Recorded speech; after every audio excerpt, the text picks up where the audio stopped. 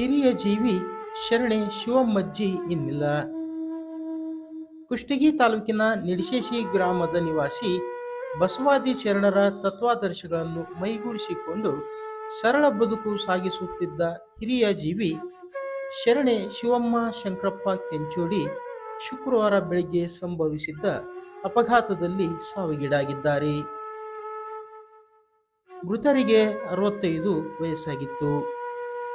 ಕುಷ್ಟಗಿ ಪಟ್ಟಣದಿಂದ ನಿಡಶೇಶಿ ಗ್ರಾಮದ ಬಳಿ ಆಟೋ ಅಪಘಾತಕ್ಕೀಡಾಗಿದೆ.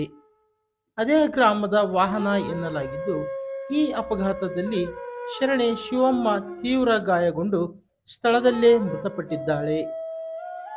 ಕುಷ್ಟಗಿ ಪೊಲೀಸ್ ಠಾಣಾ ವ್ಯಾಪ್ತಿಯಲ್ಲಿ ಈ ಘಟನೆ ಸಂಭವಿಸಿದೆ. ಘಟನಾ ಸ್ಥಳಕ್ಕೆ ಪೊಲೀಸರು ಭೇಟಿ ನೀಡಿ ಪರಿಶೀಲಿಸಿದ್ದಾರೆ. ಮೃತದೇಹವನ್ನು ಕುಷ್ಟಗಿ ಸಾರ್ವಜನಿಕ ಆಸ್ಪತ್ರೆ ಶವಾಗಾರಕ್ಕೆ ತರಲಾಗಿದೆ. ಮೃತ ಶಿವಮ್ಮಜ್ಜಿ ಸಂಸಾರಿಕ ಜೀವನ ತ್ಯಜಿಸಿ ನಿಡಶೇಶಿ ಗ್ರಾಮದ ಶ್ರೀಮಠದಲ್ಲಿ ಸೇವೆ ಸಲ್ಲಿಸುತ್ತಿದ್ದರು. ಸಾತ್ವಿಕ ಜೀವನ ನಡೆಸುತ್ತಿದ್ದ ಶಿವಮ್ಮ ಪಟ್ಟಣದ ಬಸವ ಭವನದಲ್ಲಿ ನಡೆಯುವ ವಚನ ಚಿಂತನ ಕಾರ್ಯಕ್ರಮಗಳಲ್ಲಿ ತಪ್ಪದೆ ಪಾಲ್ಗೊಳ್ಳುತ್ತಿದ್ದರು.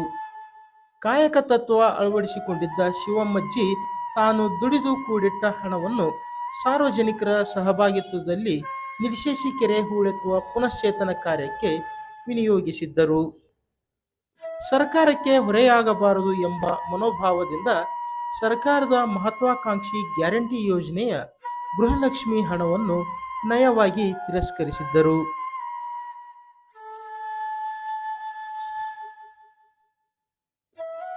ಸರಳ ಜೀವನ ಸಾಗಿಸುತ್ತಿದ್ದ ಶಿವಮ್ಮಜ್ಜಿ ಸಾವಿಗೆ ಕುಷ್ಟಗಿ ತಾಲೂಕು ಬಸವ ಸಮಿತಿ, ಜಾಗತಿಕ ಲಿಂಗಾಯತ ಮಹಾಸಭಾ ತಾಲೂಕು ಘಟಕದ ಪ್ರಮುಖರು ಸೇರಿದಂತೆ ಗ್ರಾಮದ ಹಾಗೂ ಪಟ್ಟಣದ ಜನತೆ ಕಂಬನಿ ಮಿಡಿದಿದ್ದಾರೆ.